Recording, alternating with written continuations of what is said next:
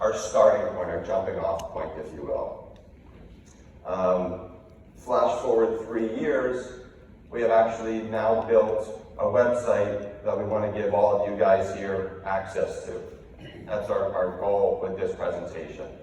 What we want to be able to give you guys a tool, and Susie Orman said it best earlier, do a comparison, show the numbers, be able to argue that a structure really is the best investment vehicle possible when you actually factor in market volatility, taxes, and those management fees that come up every single year, regardless if the account goes up or down or sideways. And you're still going to need to take that money out of the account every single year to pay for medical expenses that somebody may have and may incur. So what we built was Settlement Analyzer.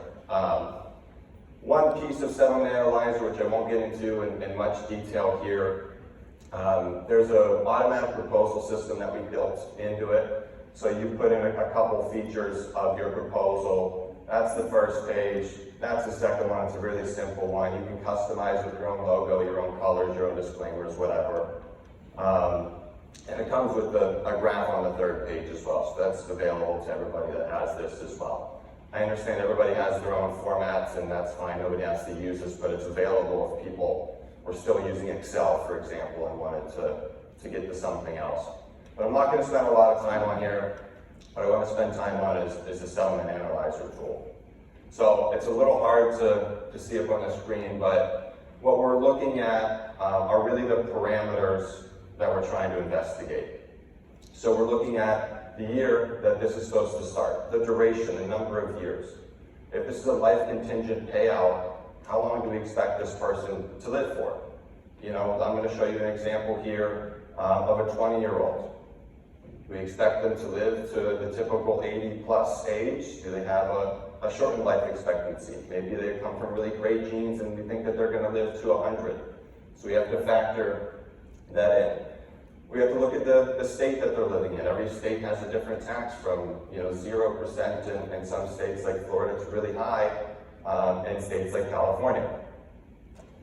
We need to factor in their federal filing status that they might have to file as, whether it's going to be all federal gains, some of it long-term capital gains, or what I call a hybrid method, which is a combination of both long-term capital gains and your federal rate.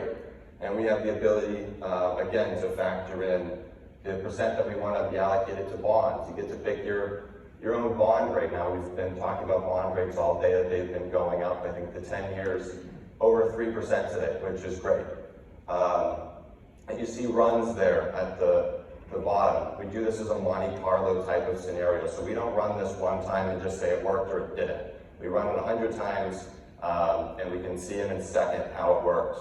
On the right side there, what we have is what I'm calling a drop. And that's what the annuity would pay every single year for as long as that person could live in the scenario I'm going to show you.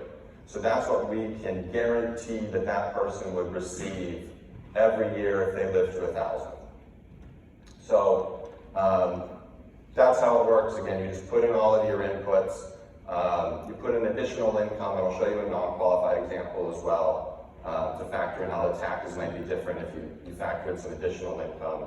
You hit your calculate button, and out pops an example. So this first one here, a 20-year-old female, we have $2 million to invest. So now we're at post-settlement, we have $2 million. What are we going to do with that $2 million? So we're going to say it starts immediately, a 4% bond rate, which at the time right now is rather generous.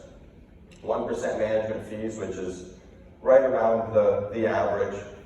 So I looked up $2 million on a life company, I won't say who, but it was about a week ago actually, so rates might even be better than this. But I did a life at 40 years certain. It produced around $77,000 a year, and we're looking at 55 years. So we're going to see that this 20-year-old is going to live to 75. That's our first assumption here. And here's what we come out with. Here's what prints out on the Settlement Analyzer tool on the PDF. So I want to bring your attention to the red circle here. We're looking at our passing and our failing accounts. Now, the definition of a passing account is, does that account that we're saying here, this made up market, does it have money at the end of the duration in that account? So after 55 years, is there money still left over to be distributed to that claimant? If it does, it passes. If it doesn't, it fails. So in this first scenario, we're looking at kind of 50-50. Again, we're factoring market volatility, fees that they have to be paid, the draw that comes out every single year.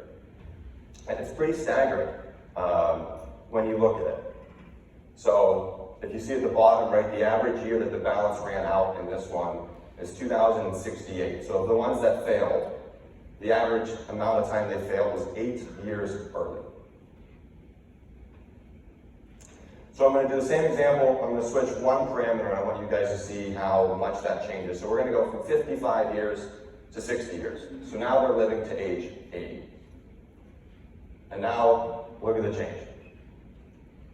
We factor in 5 more years of life expectancy. The likelihood's down almost 20% that that investment account can succeed. Kind of crazy. Play with it a little bit more. I said, what if I factor in a 5-year rated age? Not that much significant. Moves it up to around 78,500 a year. Down even more. Now we're at 30%.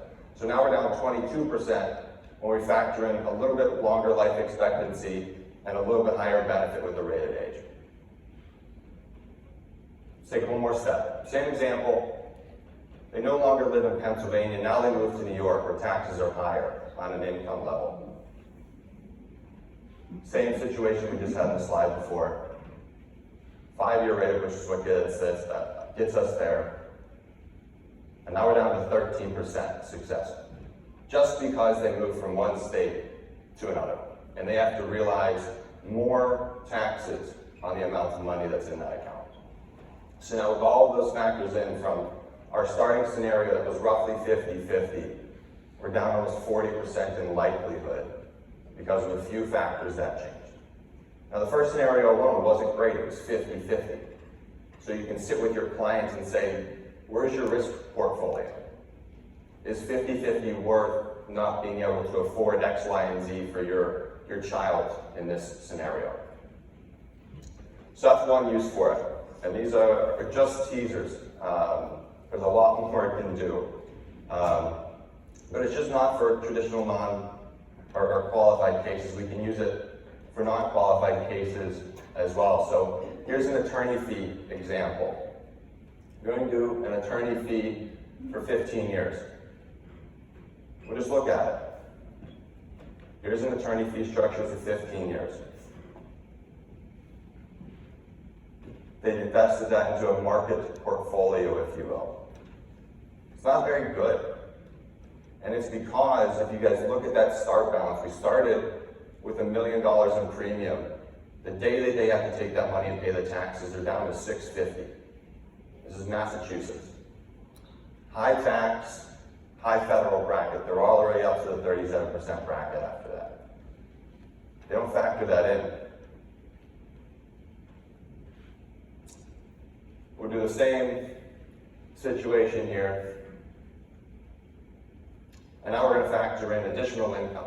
So we were going to assume that that was the only income that they had over that 15-year period. Structure's going to pay the same $88,000 for 14 years after 1-year deferral. Now we're just going to factor in additional income, which means their income is going to be taxed at higher levels on the structure. Now we're down 10% just because they're still, working. They're still doing cases, maybe the plaintiff attorney's still settling cases casually, and they're going to get a little source of income additionally. So this is a tool, again, that we built with the expressed consent of giving this to the industry and you guys being able to utilize this on cases. To no longer be able to simply just say, our structure is better and trust me. We can actually use some empirical data now and be able to present something in front of our clients that actually prove that even if they are Warren Buffett, which they're not, he's got plenty of money, Even if they're Warren Buffett, it's a 50-50 chance sometimes. And again, this is one example that can be skewed in a variety of ways as much as you guys want to play with it. There's a QR code up here for you guys to scan. There's also one in your packets. We're going to do a training next week, exactly a week from today, to go in this in more depth and answer more questions, do more scenarios, anything that you guys want to do. So feel free to scan that. Feel free to scan it on the piece of paper and sign up. We'll send out a Zoom link to those people who sign up. And that's all I have. So thank you guys.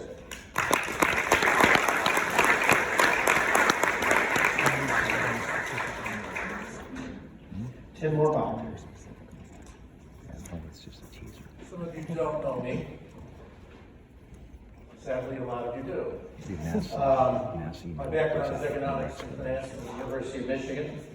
I've held Series 7 and Series 65, 6, and what was done in 63 licenses over the years. I worked at Kidder Peabody,